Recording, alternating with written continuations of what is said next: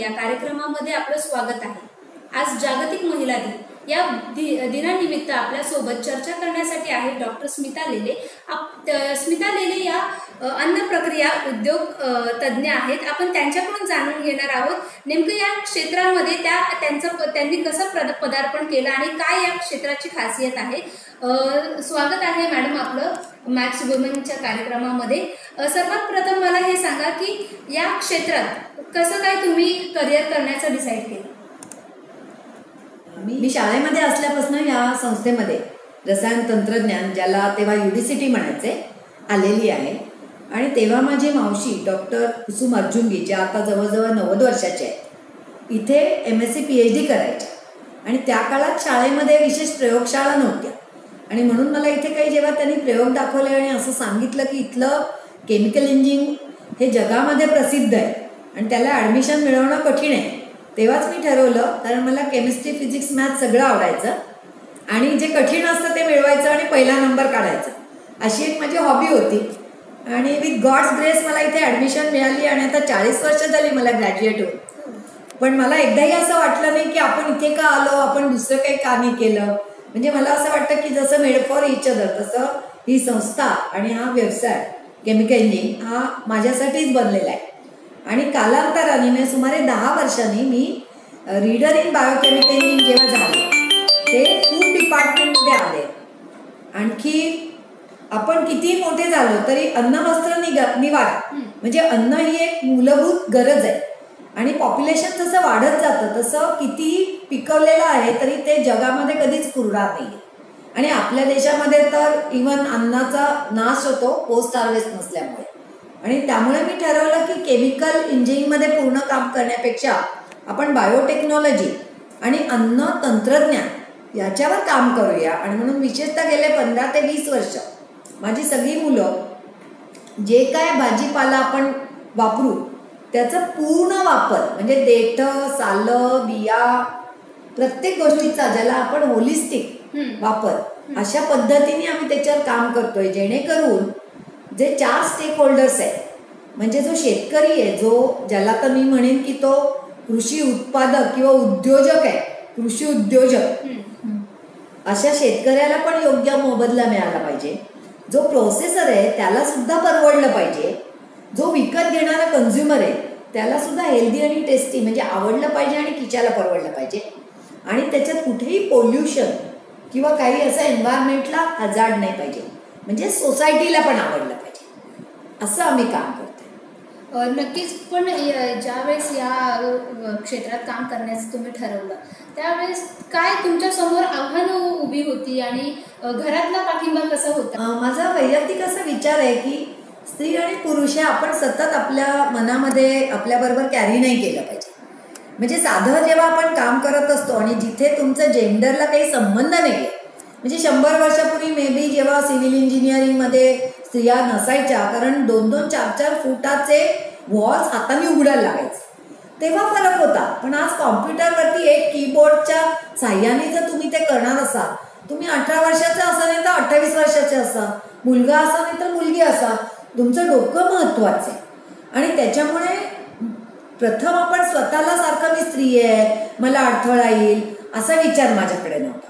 दुसरं असं की सुदैवाने माझ्या कुटुंबामध्ये माझी आई आणि माझ्या सासूबाई या दोघींनी लग्नानंतर 15-20 वर्षांनी पुढचं शिक्षण केलं। माझी आई BA MA BEd झाली, माझ्या सासूबाईंनी तर चक्क 5 वर्ष BMS आयुर्वेद जॉईन केलं। आणि 20-20 वर्ष लग्नाला झाल्यावर, मुलं मोठी झाल्यावर त्यांनी पुढची 20 वर्ष म्हणजे वयाच्या 40 ते 60 मध्ये स्वतःचा व्यक्तिमत्व विकास केला, काहीतरी नोकरी केली, 4 पैसे मिळवले। त्यामुळे घरामध्ये मला कधी मुलगी आहेस तू शिकू नकोस असं सासरी कधी नव्हतं आणि माहेरी कधी नव्हतं। नक्कीच। अन्न प्रक्रिया विज्ञानाचा सामान्य माणसांच्या दैनंदिन व्यवहारावर काही किती असा परिणाम होतो? ऍक्च्युली आपण टिपिकली अन्न प्रक्रिया म्हणतो ना, त्याला आपण एक डबाबंद अन्न, कॅनिंग असं म्हणतो, किंवा मग पिकल म्हणजे लोणची, पापड। पण हे आपले गैरसमज आहे। कित्येकदा जे नॅचरल गोष्टी आहेत त्याच्यामध्ये सुद्धा स्वतःचं एक विषारी द्रव्य असू शकतं। उदाहरणार्थ बटाट्यामध्ये सुद्धा एक विषारी द्रव्य आहे की आपण जर पोतभर बटाटा एका दिवशी खाल्ला तर आपण मरू शकतो।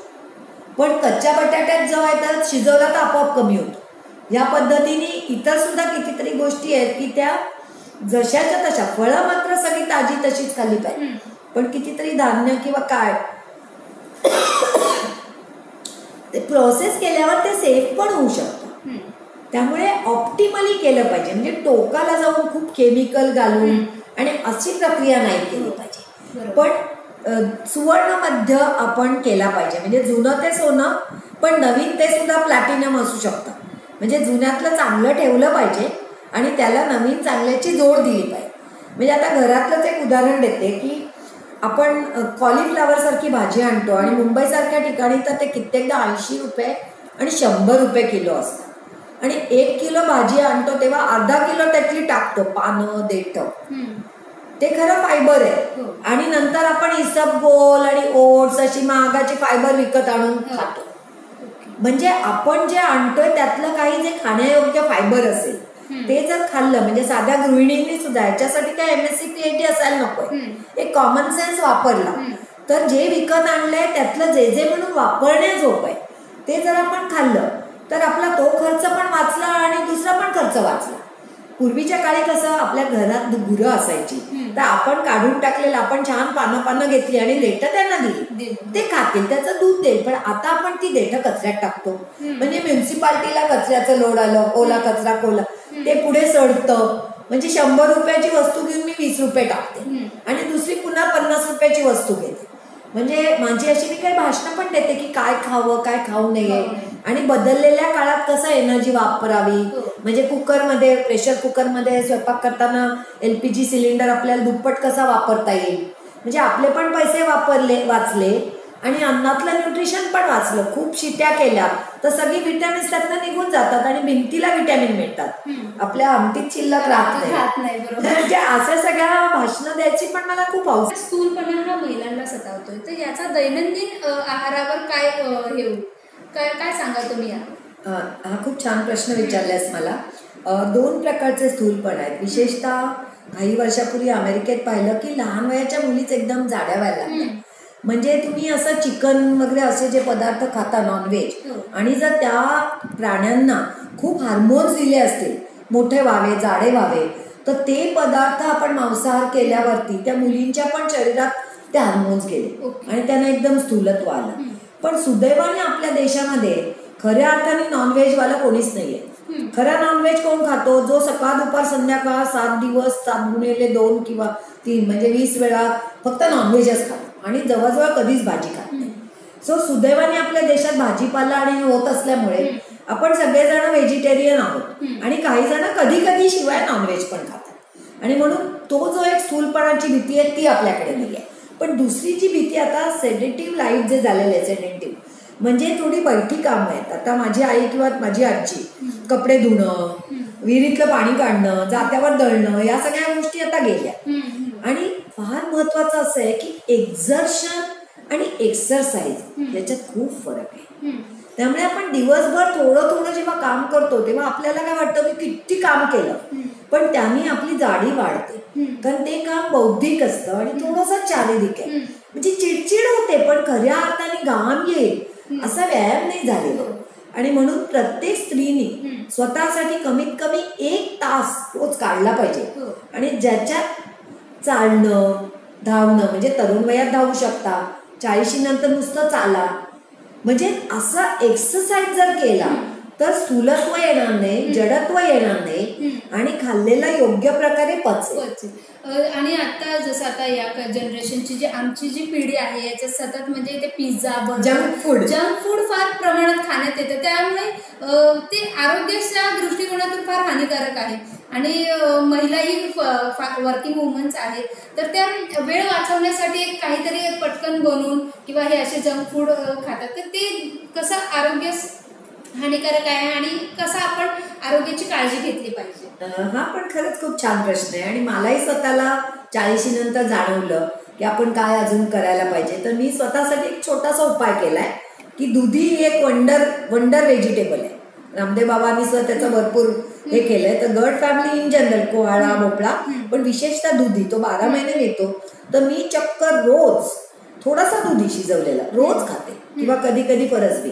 म्हणजे 2 इक्वेशन्स मी माझ्या आयुष्यात केलेले आहेत. नंबर 1, आपला नाश्ता, आपला ब्रेकफास्ट हा आपण रोज कमावला पाहिजे. म्हणजे काय, ब्रेकफास्टच्या आधी 40 मिनिटं किंवा 1 तास मी व्यायाम केला तरच मला ब्रेकफास्ट मी कमावला.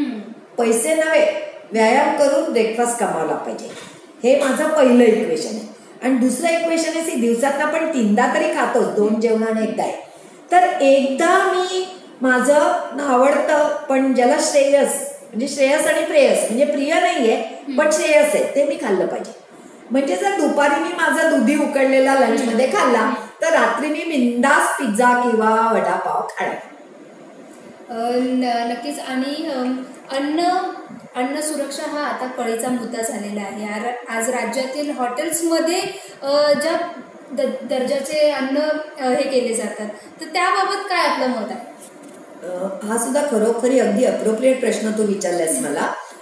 आता जो फूडचा लॉ आहे ना, त्याच्यात अक्रॉस द काउंटर आपण जे विकतो त्याला मुळे काही लॉच नाहीये आणि ते फार डेंजरस आहे. म्हणजे जेव्हा मी पॅक फूड घेते ना, त्याच्यावर पूर्ण लिहिलेलं आहे की ह्याच्यात मी कोणती डाळ, कोणता तांदूळ, कोणतं केमिकल, कोणतं तेल. पण मी मिठाईवाल्याकडनं घेते, त्यांनी जो लाल भडक रंग घातलाय तो फूड कलर आहे का केमिकल आहे त्याच्यात काही लिहिलेलं नाहीये. त्यांनी त्याच्यात काही अजून पदार्थ घातले ज्याची मला उद्या अलर्जी असेल, त्याच्यात काही लिहिलेलं नाहीये. त्यामुळे आपण ही काळजी घेतली पाहिजे की पॅक फूड खायला हरकत नाही, पण जे अक्रॉस द काउंटर म्हणजे मिठाईवाले वगैरे आणि हॉटेल्स त्याचं फूड खाताना तेवढ्या स्टँडर्डचं ज्याचा ब्रँड आहे, जसे आता चितळे बंधू आहेत किंवा अजून मोठे मोठे, ते सेफ आहे. कारण त्यांचं आज हजारो वर्षाचं नाव एका काहीतरी 5-10 रुपये वाचवण्यासाठी ते चुकीचं घालणार नाही. आणि त्यांनी त्यांच्याकडे सुशिक्षित लोक ठेवलेली आहेत. पण रोड साईडचं चायनीज अतिशय डेंजरस. कित्येकदा मी पाहिलं की सोमवारी माझ्या मुली आजारी पडतात, स्टुडंट्स. मग माझ्या लक्षात आलं की रविवारी मेस नसते, रात्री रोड साईड चायनीज, त्याच्यात घातलं बचकभर MSG लाल भडक रंग. मग दुसऱ्या दिवशी आल्या गालावरती पुळ्या आणि काहीतरी असं कसं तरी वाटतंय, मॅडम आज मी येत नाही, आय एम नॉट वेल. म्हणजे हा आपण भान ठेवलं पाहिजे.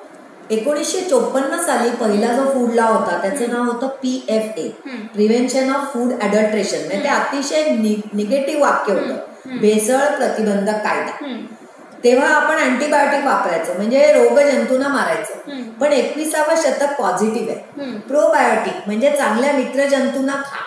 आणि त्यामुळे आता आपला जो नवीन फूड लॉ आलाय 2006 पासून तो खूप पॉझिटिव्ह आहे. त्याचं नाव आहे अन्न सुरक्षा. आणि त्यांच्याकडे किती माणसं आहेत, 100-200 माणसं आहेत, पण त्यांना गायडन्स कोण देतं? आमच्यासारखे 2000 सायंटिस्ट. म्हणजे इतके दिवस कायदा हा दांडुका घेऊन येणार आणि इंडस्ट्रीला पकडणार, आणि इंडस्ट्री हा चोर, हा गपचूप काहीतरी चुकीचंच करणार, असा जो विचार होता तो आता बदलतो. इंडस्ट्रीलाही जाणीव होतीये की पैसे वाचवण्यासाठी ते चुकीच्या गोष्टी लोकांच्या पोटात नाही घालू शकत. त्यांची जबाबदारी आहे कॉर्पोरेट सोशल रिस्पॉन्सिबिलिटी सारखी. त्यांच्या घरची माणसं पण खाणार आहेत, त्यांचे नातेवाईक पण खाणार आहेत. त्यामुळे इंडस्ट्रीने पण जबाबदारीने वागलं पाहिजे. पण सरकार सुद्धा पॉझिटिव्ह होते. महाराष्ट्रात हा लॉ त्यांनी इम्प्लिमेंट केलाय फूड लॉ, आणि ते कित्येकदा आमच्याकडनंच ट्रेनिंग घेतात, आमच्याकडनंच गायडन्स घेतात. म्हणजे आता आम्ही 3 मित्र आहोत, सायंटिस्ट, इंडस्ट्री आणि लॉ. व्हेरेज आधी फक्त सायंटिस्ट इंडस्ट्री मित्र होते आणि इंडस्ट्री आणि लॉ शत्रू होते. आणि 2005 साली मी अमेरिकेत शिकवलं इंडस्ट्री, आणि काम करतानाच 3 एकमेकांना विचारतात. म्हणजे इंडस्ट्री नंतर तुम्ही लॉवाला सांगत नाही तुम्ही हे कसं वापरलं ते अलाउड नाही. प्रोजेक्ट करतानाच अहो हे अलाउड आहे हे वापरा, हे अलाउड नाही वापरू नका. आणि समजा नवीन वापरायचं इंडस्ट्रीला तर खाली सायंटिस्ट आहे, अहो हा नवीन पदार्थ आहे आपल्या लिस्टमध्ये नाहीये, तुम्ही दाखवा बरं की हा सेफ आहे का, हा दुसऱ्या देशात वापरला जातो का. मग तसं लॉ मध्ये तुम्ही इन्क्लूड करा ना, त्याला ग्रास म्हणतो आम्ही, GRAS, generally recognised as safe. म्हणजे जरी नाव नसेल तरी हा सर्वसाधारणपणे ट्रॅडिशनली हा खाल्ला जातो, मग हा सेफ आहे असं. तर मग तिथे सायंटिस्टकडे धाव घ्यायची की इंडस्ट्रीवाल्यांनी की आम्हाला हे वापरायचंय, तुम्ही जरा तुमचं ज्ञान वापरा आणि त्या लॉवाल्यांना सांगा ना हे पण नाव घाला म्हणून. म्हणजे अशा प्रकारे 3 जणांनी टीम वर्क ज्याला म्हणतात असं तिथे पाहिलं मी मॉडेल आणि मला ते खूप आवडलं होतं. आणि आता कुठेतरी आपल्याकडे समवट असं मॉडेल सुरू झालंय. आणि कायद्याचं मगाशी विचारलीस, आताचा कायदा खूप स्ट्रॉंग आहे. म्हणजे जो मालक आहे ना त्याला डायरेक्टली तुरुंगात, म्हणजे खूपच स्ट्रॉंग आहे. म्हणजे कधी कधी एखाद्या वेळेला त्या वर्करनी चूक केली असेल पण तुरुंगात मालक जाईल. मालक बिचारा तिथे नसेल सुद्धा फॅक्टरी, पण तुरुंगात तो जाईल, असा कायदा झालेला आहे. नक्कीच. आणि आज भारतात कुपोषणाचे बळी जात असलेले आपण बघतो. तर मग या अन्नधान्याच्या बाबतीत स्वावलंबी झालो असं आपण म्हणणे धाडसाचे आहे का? होत नाही का असं? हो, म्हणजे अन्नधान्यासाठी आपल्याला जे पिकवण्याची क्षमता आहे ती खूप छान झाली आहे. मला आठवतंय मी जेव्हा तुझ्या एवढी होते तेव्हा दरवर्षी गहू वगैरे रशिया आणि कुठनं आणलं जायचं, अमेरिका. आणि कित्येकदा तो चांगला नसायचा, घाणेरडा आपल्याला द्यायचे वगैरे वगैरे. तांदूळ आम्हाला रेशननी मिळायचा, पोटभर तांदूळ पण नसायचा, रोज भात करणं शक्य नव्हतं. त्या तुलनेने आता आपल्याकडे भरपूर पिकतं आणि आपण स्वावलंबी आहेत. पण आजही 30 ते 40% जे फ्रेश प्रोड्यूस आहे, फ्रूट व्हेजिटेबल, ते वाया जातं. आणि म्हणून माझे बरेच प्रोजेक्ट्स आहेत. जसा एक आम्ही रसाळ फणसाचा प्रोजेक्ट केला. जवळजवळ प्रत्येक गावात प्रत्येक घरात 1-2 फणसाची झाडं आहेत, पण त्याचं 0 प्रोसेसिंग आहे.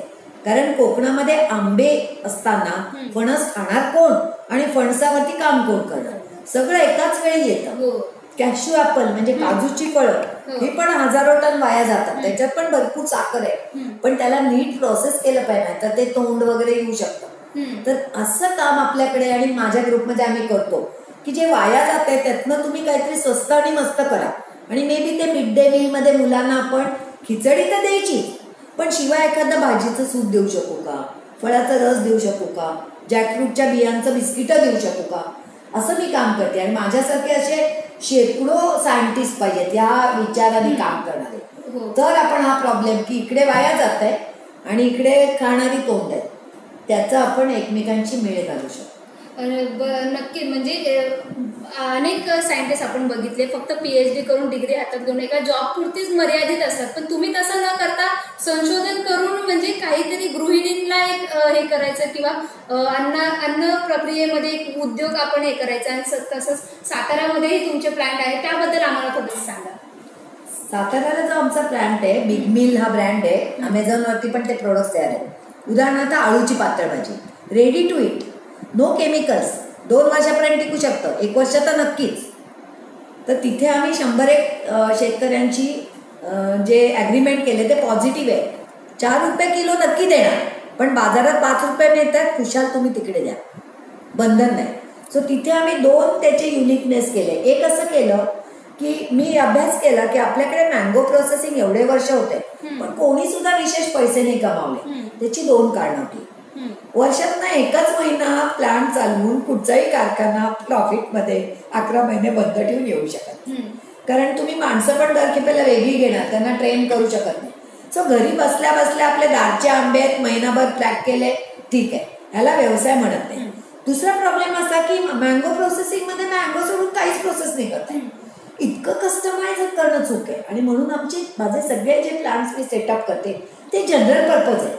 म्हणजे रॉ मटेरियल बदला, तुम्हाला प्रोडक्ट नवीन मिळेल. कारण केमिकल इंजिनिअरिंगमध्ये असं आहे, नायट्रेशनचं सेटअप लावा, रॉ मटेरियल बदला, नवीन तुम्हाला डाय मिळेल.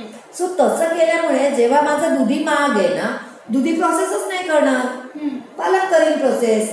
म्हणजे शेतकरी खुश आहेत की त्याला फिक्स कॉस्ट मिळते, पण त्याला बाहेर जास्ती कॉस्ट मिळाली तर त्याला असं मन खायला नको, मी यांना फसवतोय, गुपचूप जातोय. आम्ही म्हणतो जा ना बाहेर, आम्ही तेव्हा जे स्वस्त आहे ते करू. आणि आता समजा 2 रुपये झाला दुधी, मी याला 4 देणार, पण मी डबल शिफ्ट मध्ये करीन आणि बाहेरून 2 पण घेईन ना. म्हणजे माझ्या माणसांना मी 4च देणार आहे, पण माझ्या बरोबर नसलेले पण अजून कितीतरी लोक आहेत. म्हणजे असं जर पॉझिटिव्ह अग्रीमेंट केलं म्हणजे त्याचं पण मला मिळालं पाहिजे आणि माझं पण मला, असं न करता इफ एव्हरीबडी इज हॅपी, शेतकरी पण खुश आहे, मी पण खुश आहे आणि मी वेस्ट युटिलाइज करते. म्हणजे जसं कोवाळा आहे ना, त्याचा वॅक्स काढला आम्ही, ते एडिबल वॅक्स आहे, म्हणजे ते मेणबत्तीचा वॅक्स नाही, त्याच्यात स्ट्रॉबेरी डिप केला, म्हणजे 1000 किलोत 1 किलो वॅक्स येतो, पण त्या 1 किलोची किंमत 1000 रुपये. म्हणजे जर कम्प्लीट युटिलाइज केलं तर माझी भाजी मी खूप महाग नाही विकणार, पण मी काहीतरी स्पेशल प्रोडक्ट करेन ना, त्यातनं माझा प्रॉफिट काढेल आणि मी काही वेस्ट पण नाही करणार. म्हणजे आजूबाजूला पण नाराज नाही की काय बाबा यांची फॅक्टरी आली आणि किती इथे देतं आणि टाकतात आणि सगळं सोडतंय. काही मुली टाकायचंच नाही. जे आत येईल ना प्रत्येकाचा प्रॉडक्ट होऊन बाहेर गेलं पाहिजे. कमी जास्ती प्रॉफिट असेल, 0 प्रॉफिट असलं तरी चालेल पण कचरा नाही निर्माण करायचा. सो क्रिएटिंग हार्मनी हे माझं जीवनाचं पण तत्वज्ञान आहे. आणि फळांपासूनही तुम्ही वाईन बनवताय. नेमकं काय म्हणजे बहुतेक जण एक दारूचा प्रकार वेगळा आणि वाईनचं आहे, त्याच्यातलं थोडंसं प्रेक्षकांना सांगा. ऍक्च्युली आपण जर विज्ञान पाहिलं तर फळांना टिकवण्याची प्रोसेस म्हणजे वाईन आहे. हे डिस्टिल विस्की किंवा असं टोटली वेगळं आहे. ज्याच्यात 50% अल्कोहोल असतं, एवढंसं प्यायलं की चढतं, ते हे नाहीये. उदाहरणार्थ आता दूध खराब होतं तर आपण काय म्हणतो, अरे दूध जास्त झालं चला दही लावून टाकूया. म्हणजे काय केलं, दूध टिकवण्यासाठी मी एक नवीन पदार्थच तयार झाला ज्याचं नाव दही आहे, जे दुधापेक्षा जास्ती टिकतं. पण त्यातली साखर नष्ट झाली आणि म्हणून ते खराब नाही झालं. आणि बॅक्टेरिया आपोआप वाढताना माझा कंट्रोल नाही आहे चांगले वाईट, पण मी मुद्दाम त्याच्यात विरजण घातलं. तसं माझा जो मुळात वाईन तयार झाली ती द्राक्षापासून, पण आम्ही मात्र नॉन ग्रेप करतो. जांभळाची, इव्हन या फणसाची, आंब्याची, जे आंबे प्रोसेस होत नाहीत त्याची आम्ही वाईन करतोय आणि कुठचं इतर फळ. सो हे फळाचा रस मी काढला 2 तासात तो नासणार आहे. जर मग मी त्याला ठराविक विरजण लावलं, त्यातली फळातली जी साखर आहे त्याचं फक्त अल्कोहोल झालं 6%, 8%, जसं आसव असतं आयुर्वेदात. तर म्हणजे एखादा डायबेटिक पेशंट आहे तर त्यांनी एक रोज त्याला 50 ग्रॅम जांभळं कुठून आणणार, फक्त 1 महिना किंवा 15 दिवस जांभळं मिळतात. ती पण 200-300 रुपये किलो असतात, येईपर्यंत खराब होतात. त्याच्यापेक्षा जर मी जांभळाचा रस त्यातली साखर मी जर त्याचं अल्कोहोलमध्ये रूपांतर केलं तर ते वर्षभर राहील. रोज 30 ml घ्यावं, त्या 30 ml मध्ये त्याला 3 ml अल्कोहोल जाईल तर त्याला काय चढणार नाहीये. 1 चमचा द्राक्ष. अनेक फळांपासून तुम्ही वाईन देखील बनवल्यात आहे. एक प्रत्येकाच्या डोक्यात एक असतं वाईन म्हणजे दारू, पण याच्यातलं नेमकं कन्सेप्ट कसं काय आहे, काय सांगाल तुम्ही? आपण जर विज्ञान पाहिलं तर फळांचा रस टिकवण्यासाठी जी प्रोसेस आहे त्याला वाईन मेकिंग म्हणतात. म्हणजे परदेशामध्ये द्राक्ष मोठ्या प्रमाणात यायची आणि द्राक्षाचा आपण रस काढून ठेवला किंवा नुसती द्राक्ष ठेवली तर ती फर्मेंट होते, आंबतील आणि त्याच्यात काही कोणत्याही प्रकारचे जंतू निर्माण होतील आपल्याला काही कळणार नाही आणि मग ती सेफ किंवा अनसेफ असते. जसं आपल्याकडे समजा जास्ती दूध घेतलं गेलं तर पटकन आई काय म्हणते की चला विरजण लावून टाकूया, म्हणजे त्याचं दही झालं, म्हणजे एक नवीन पदार्थ तयार झाला. पण दुधापेक्षा दही जास्ती टिकतं आणि त्याची चव वेगळी, त्याचे गुणधर्म वेगळे. तसं जो द्राक्षाचा रस आहे तो आपोआप खराब होण्यापेक्षा जसं विरजण लावतो तसं त्याच्यात एक ठराविक मी जर यीस्ट टाकलं तर त्या साखरेचा अल्कोहोल होतं, ज्याच्यामुळे आता ते पुढे खराब होणार नाही कारण त्याच्यात साखरच नाही. आणि ही वाईन आहे ज्याचा अल्कोहोल 8 ते फार तर 10% असेल आणि थोड्या प्रमाणात अल्कोहोलचे फायदे आहेत ज्याला आपण म्हणतो कोलेस्ट्रॉल डिझॉल्विंग. आणि वाईनचे पण जे फायदे आहेत ज्याच्यामध्ये अँटीऑक्सिडंट आहे. आता एक जांभळाचंच उदाहरण घेऊया, कारण आमचा जो वाईनचा प्लांट आहे तो नॉन ग्रेप, म्हणजे ग्रेपचे तर खूप प्लांट्स आहेत. तर जांभूळ, फणस, आंबा अशा फळांपासून आम्ही वाईन करतो. आपल्या शासकीय मला मदत मिळालेली आहे. साताऱ्याच्यासाठी मला केंद्राकडनं मदत मिळाली होती, इथे मला महाराष्ट्र सरकारकडनं मदत मिळाली आहे. सो हे जे आपण याच्या जेव्हा वाईन्स बनवतो तेव्हा फळाचे जे व्हिटॅमिन्स आहेत, फळाची जी रंगद्रव्य आहेत ती अँटीऑक्सिडंट आहेत, म्हणजे त्यांनी त्वचा चांगली राहते, म्हातारपण कमी होतं. हे सगळे बेनिफिट्स हे डिस्टिल विस्की वगैरे त्याला नाही आहेत, ते तुम्हाला चढण्यासाठी प्यायचं असतं प्रायमरीली. पण हे फळाचाच ज्यूस रोज आहे. म्हणजे उदाहरणार्थ डायबेटिक लोकांसाठी जांभूळ खूप चांगलं आहे, पण जांभूळ जेमतेम 15 दिवस ते 1 महिना मिळतं आणि ते टिकत पण नाही, वाळवता पण येत नाही. मग वर्षभर जांभूळ खाणार कसं? मग जर तुझ्याकडे वाईन असेल, तू रोज 30 ml घेतलीस तर तुला बरोबर एक 50 ग्रॅम म्हणजे 5-6 जांभळं खाल्ल्यासारखं तुला सगळा जांभूळपणा मिळाला. आणि ती वाईन रूम टेम्परेचरला आहे, त्याला फ्रीज नको, काही नको. का? कारण ते साखर गेल्यामुळे ती आता खराबच होणार नाहीये. म्हणजे वाईन इनफॅक्ट फ्रेंच लोक सगळ्यात जास्ती फॅटी फूड खातात, त्याला फ्रेंच पॅराडिम म्हणतात. आणि सगळ्यात कमी हार्ट अटॅक जगामध्ये फ्रेंच लोकांना आहेत, कारण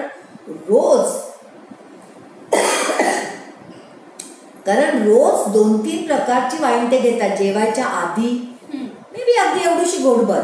जेवताना जेवल्यानंतर तुम्ही बघाल ना, ते असे शॉर्ट्स म्हणतात तसं, असे मोठे मोठे आपले बिअर सारखे ग्लासच्या ग्लास असं नाही प्यायला जात, पण थोड्या प्रमाणात. कारण रोज प्यायल्यामुळे एवढं फॅटी फूड खाल्लं तरी त्यांना हार्ट अटॅक येते. तर त्यामुळे आपल्या देशामध्ये सुद्धा महाराष्ट्रामध्ये पर्टिक्युलरली एक्साईज पण माफ केलेली आहे द्राक्षाला 2021 पर्यंत. कारण wine is a different segment. पण एक कुठेतरी आपल्या डोक्यात ते मद्य, दारू म्हणजे व्यसन, ते चढणार असं आहे. जसं आयुर्वेदामध्ये आसव असतात, जांभळा असव, द्राक्षासव. सो वाईन हे तसं आहे. आणि ऑफकोर्स हा प्रोजेक्टमध्ये अशी कल्पना आहे की जो वाया जाणारं फळ आहे त्यातनं जर गृहोद्योग किंवा कुटीरोद्योग किंवा छोटे उद्योजक झाले तर पुढचं जे एक हायटेक आहे त्याची चव, त्याची ट्रान्सपरन्सी ते प्रत्येक जण करू शकत नाही. तर ते आपण सेंट्रली गोळा करू शकतो. आणि तो भाग फक्त आमच्या प्लांटवर जे आपण सरकारच्या मदतीने तिथे केलेला आहे, जिथे आपले सायंटिस्ट स्टुडंट्स असतील, माझे, मी असेल, आपण तो इम्प्रूव्ह करू शकतो. आणि इथे लोकली काही लोक हळूहळू आता ती फॅशन पण आली आणि आपण काही एक्सपोर्ट करू शकतो.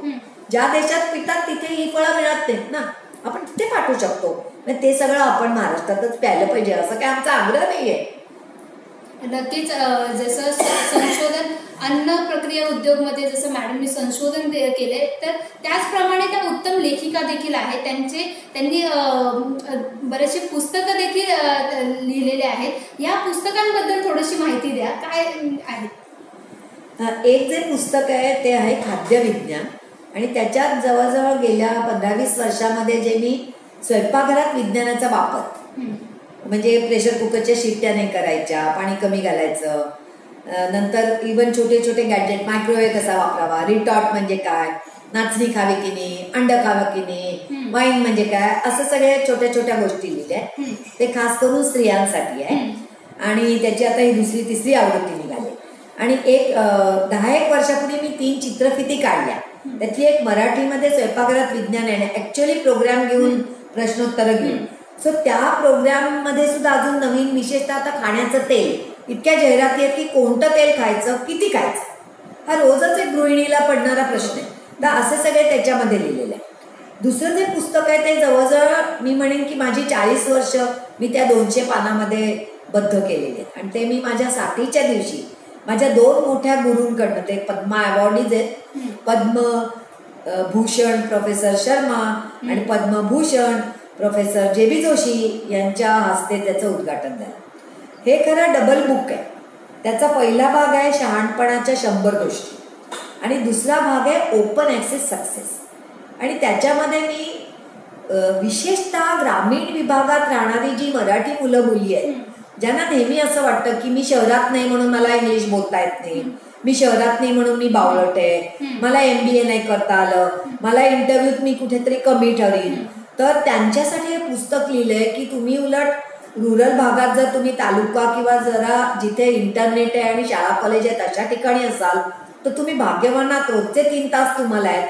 हे पुस्तक वाचून 1-2 वर्षात तुमचं तुम्ही MBAला लागणारं सगळं करू शकता.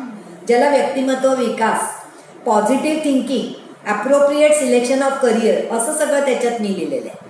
आणि पुढचं इंग्लिश पुस्तक जे अर्ध आहे ते आहे ओपन ॲक्सेस सक्सेस.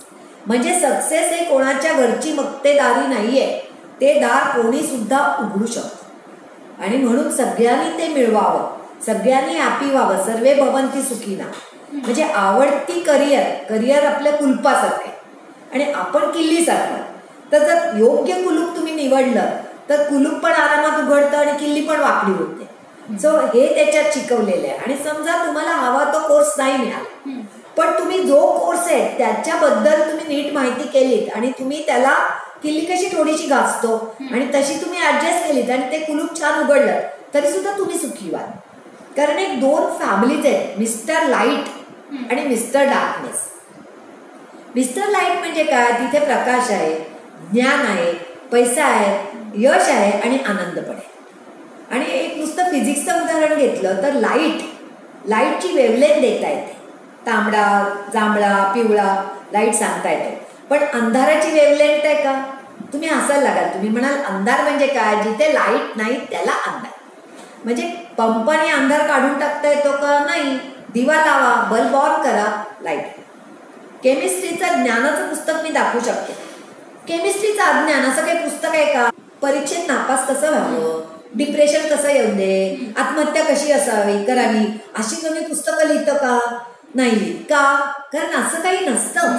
जर तुम्हाला ज्ञान नाही मिळालं, जर तुम्हाला यश नाही मिळालं, तर जी परिस्थिती निर्माण होते त्याला अपयश म्हणतात, त्याला अज्ञान म्हणतात. जर तुम्ही वेल्थ कमवू नाही शकला तर तुम्ही गरीब राहता. म्हणजे सतत आपण निगेटिव्ह थिंकिंग न करता, उदाहरणार्थ आपण बाजारात जातो, तांदूळ नको, बटाटे आहेत अशी यादी करतो का? 1 किलो कांदे आण, अर्धा किलो टोमॅटो आण. मग आपण स्वतःला नेहमी मला आजारी नाही पडायचंय, माझी परीक्षा कठीण नको जायला, इंटरव्ह्यूत मी सिलेक्ट नाही झालो तर वाट लागेल, मी गरीबच राहीन असं का विचार करतो? माझी परीक्षा छान होईल, मी सगळा यशस्वी होणार आहे, मी जे ठरवले ते घडणार आहे. आपण असं का नाही करत? तर हे याच्यात पॉझिटिव्ह थिंकिंग शिकवण्याचा प्रयत्न केला.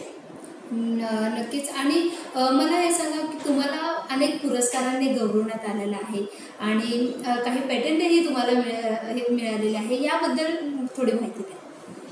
एक जे पेटंट मला ग्रँट झाले ते खूप म्हणजे उपयोगाचं आहे. हा जो चीक असतो ना, म्हशीचा चीक, त्याचा आपण खरवस वगैरे करतो, त्या चिकामध्ये ऍक्च्युली औषधी गुणधर्म आहे. जसं आईचं दूध पहिले 2-3 दिवस दुधासारखं नसतं, थोडं वेगळं असतं, पिवळटणे, आणि ते मुद्दाम डॉक्टर बाळाला पाजवा सांगतात, ज्याच्यामुळे बाळाला रोग होत नाही, प्रतिकारशक्ती निर्माण होते.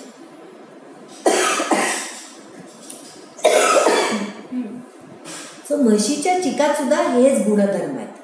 आणि म्हणून आम्ही ते जे पेटंट केलंय ते मोठ्या काही कंपन्या आहेत जे त्याचं स्प्रे ड्राईंग करून, कोलेस्ट्रॉल म्हणतात त्याला इंग्रजीत, त्याच्या गोळ्या मिळतात. आणि एखादं मूल जर खूप आजारी असेल किंवा कमी वजनाचं तर डॉक्टर त्याला त्या गोळ्या द्यायला सांगतात. तर आम्ही याच्यात साध्या आपल्या ट्रे ड्रायरमध्ये 50 डिग्रीला ते चिकाचे असे थोडे थेंब थेंब थेंब टाकून ते वाळवले, ज्याच्यामुळे त्यातले ज्या अँटीबॉडी आहेत त्या पूर्णपणे तशा इंटॅक्ट राहिल्यात, नाही तर त्या म्हणजे त्याची ऍक्टिव्हिटी जाते, त्याचा औषधीपणा नष्ट होतो. तर ते पेटंट आहे. म्हणजे माझं असं, म्हणजे माझी अशी इच्छा आहे की असं कोणी जर ते करू इच्छितं तर आम्ही काय असा आवाच्या सवा त्याला लायसन्स फी पण नाही लावणार आहे, पण त्यांनी असं करून जर गावामध्ये असं चीक मिळाला आणि असं जर आपण तो ह्या पद्धतीने आपण तो वाळवू शकलो तर मग जवळपास जेव्हा मुलं कमी वजनाची होतील, काय होतील, तर औषध देण्याऐवजी फूड म्हणून त्यांना आपण हे देऊ शकतो. ते एक पेटंट आहे. दुसरी काही 2-3 आहेत, ती अप्लिकेशन आहेत, हिअरिंग झाले, अशी 4-1 साधारण पेटंट माझ्या क्रेडिटला आहे. नक्कीच. अन्न प्रक्रिया विज्ञानाचा स्वयंपाकघरात उपयोग वाढावा यासाठी काही विशेष प्रयत्न करता येतील का? गृहिणींना स्वयंपाकघरात कोणते मूलभूत नियम पाळले पाहिजेत, काय सांगा? माझ्या काही शिकलेल्या मैत्रिणींकडनं मी पाहिलं की आपण शिक्षण पुस्तकापुरतं किंवा नोकरीपुरतं वापरतो आणि स्वयंपाकघरात गेलो की आपण एकदम 200 वर्ष जुनी बाई होतो. हे चुकीचं आहे. आपण जे काही शिकलंय ते आपल्याबरोबर सतत बाळगलं पाहिजे. म्हणजे माझं नवीन लग्न झालेलं असतानाची एक गोष्ट आहे. माझी मैत्रीण ती पण काहीतरी MSc केमिस्ट्री होती आणि तिने गुलाबजामुन केले आणि ते अजिबात चांगले झाले नव्हते, दगडासारखे झाले होते. तर मी तिला म्हटलं, अगं तू गार पाकामध्ये घातले का? ती म्हणाली हो. म्हटलं अगं मग त्याची विस्कॉसिटी नाही का वाढणार? हे विस्कॉसिटी वगैरे सांगू नकोस, ते सगळं केमिस्ट्रीमध्ये. म्हटलं अगं तू MSc केमिस्ट्री ना, म्हणजे तो पाक दाट होणार आहे. मग हे तू शिकलीस तर त्याच्या आत जर तो जात नाही तर गरम करायचं. म्हणजे तिला येत होती केमिस्ट्री, पण स्वयंपाकघरात जेव्हा आली तेव्हा ती अंगुठाच्या बाई होऊन तिने एंट्री घेतली. तर आपण जिथे जिथे जे जे शिकलोय ना ते सतत आपल्या बरोबर जर बाळगलं, म्हणजे मी बाई आहे हे सारखं मनातलं आहे ते काढून टाकलं, आणि पाणी आहे ते शुद्ध असलं पाहिजे, डोळ्याला दिसलं नाही तर त्याच्यात जंतू असू शकतात. आता कुकरला खाली एवढा हंडाभर पाणी घातलं तर ते गरम होण्यातच अर्धा तास गेला तर माझा गॅस लवकरच जाणार आहे. किंवा जेव्हा मी पोळ्या करते तेव्हा आजूबाजूला सगळं गरम झालं तर म्हणजे रूम हिटर म्हणून मी गॅस लावलाय का पोळी करण्यासाठी? या छोट्या छोट्या गोष्टी आहेत. म्हणजे एवढी मोठी जर फ्लेम येते, एवढंसं भांड, 1 कप चहा आणि लवकर यावं म्हणून आजूबाजूला सगळीकडे पेटवलं तर तो गॅस संपणारच आहे अर्ध्या महिन्यामध्ये, 1 महिन्यामध्ये. मग कमी ठेवायला पेशन्स नाही. का पेशन्स नाही? कारण तू काम सोडून तिथे उभी राहिलीस.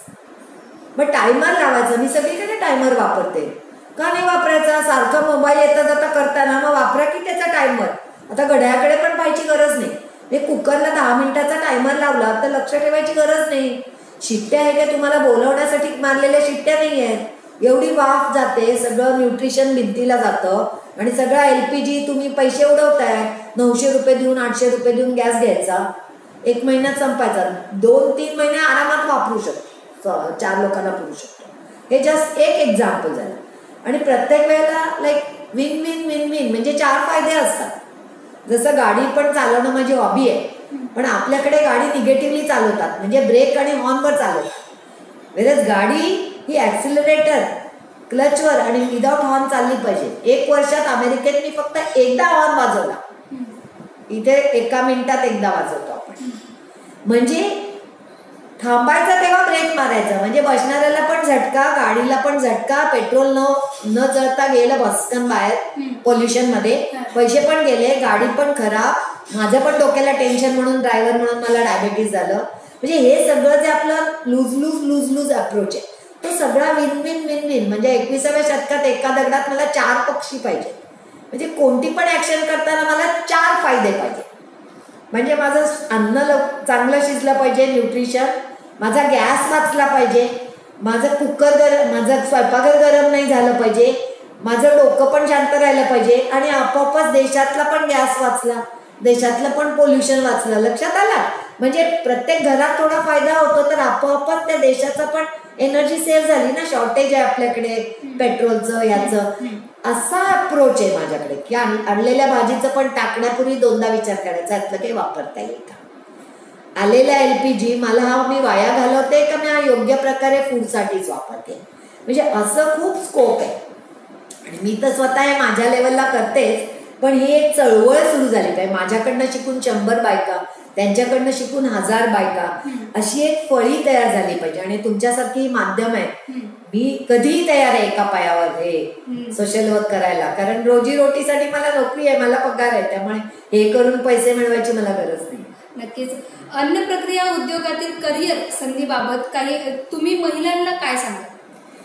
मी तर म्हणेन अन्न प्रक्रिया बेस्ट नेहमी महिलाच असतील. कारण महिला ह्या उपजत कुठेतरी स्वयंपाक करायची आवड असणारी, फॅमिलीला खाऊ घालणारी. म्हणजे जरी आजच्या मुलींना स्वयंपाक करायला आवडत नसला तरी काहीतरी स्पेशल एखादं पास्ता करायला त्यांना आवडतो, मला माहितीये.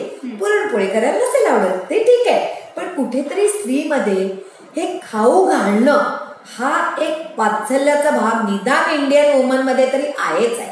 आणि तो अजून 500 वर्ष तरी जाणार नाही.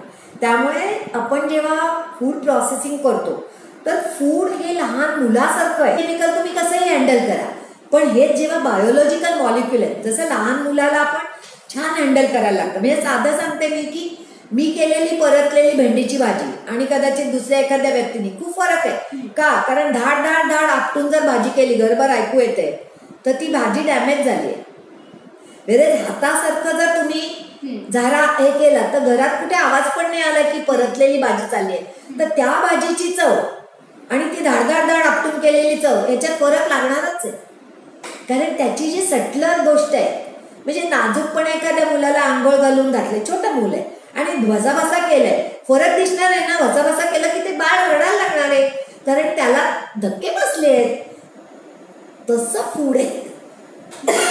आणि माझ्या मते त्यामुळे फूड प्रोसेसिंग मध्ये स्त्रियांना खूप स्कोप आहे आणि पुरुषांपेक्षा ते जास्त चांगलं काम करतील. प्रॉडक्ट डेव्हलपमेंट चांगलं करू शकतील, शॉर्टकट चांगले काढू शकतील, नंतर डेडिकेशन सिन्सिअरिटी लागते ती करू शकतील आणि छोट्या प्रमाणात व्यवसाय स्वतःचा करायला याच्यात स्कोप आहे. केमिकल, फार्मास्युटिकल छोटा व्यवसाय नाही करू शकत, तुम्हाला नोकरीच केली पाहिजे. पण फूड तुम्ही गृहोद्योग पण करू शकता. तुमचे एखादं काहीतरी, बाबा माझी बाकरवडी छान होते, कोथिंबीर वडी छान होते, त्यातनं सुद्धा तुम्ही महिन्याला 10-20 हजार घरात बसून कमवायला लागू शकता. शिकून तर नोकरी आणि हे केली तर चालणार आहे, पण शिकून तुम्ही व्यवसाय पण काढण्याकडे आपली मानसिकता ठेवू शकता. आणि स्टँडअप इंडिया, स्टार्टअप इंडियामध्ये स्त्रियांना खूप असे ऑप्शन्स पण आहेत. त्यामुळे हा खूपच छान व्यवसाय आहे स्त्रियांसाठी. नक्कीच. आज जागतिक महिला दिन आहे आणि महिलांना या निमित्तानं काय तुम्ही संदेश देऊ इच्छिता? महिलांना मी म्हणेन की you be proud that you are born a woman. It's a privilege to be a woman. It's a privilege to be an Indian woman and it's a privilege to be an Indian scientist woman. नक्कीच आपल्यासोबत होत्या doctor Smita लेले यांनी अन्न प्रक्रिया उद्योगामध्ये मधून स्वयंपाकघर ते विज्ञान आणि विज्ञान ते स्वयंपाकघर हे एका वर्तुळात कसं एका गृहिणीला बांधलं गेलं हे चांगलंच त्या प्रकारे सांगितलेलं आहे. तुर्तास आपण इथेच थांबतोय. धन्यवाद मॅक्स महाराष्ट्र.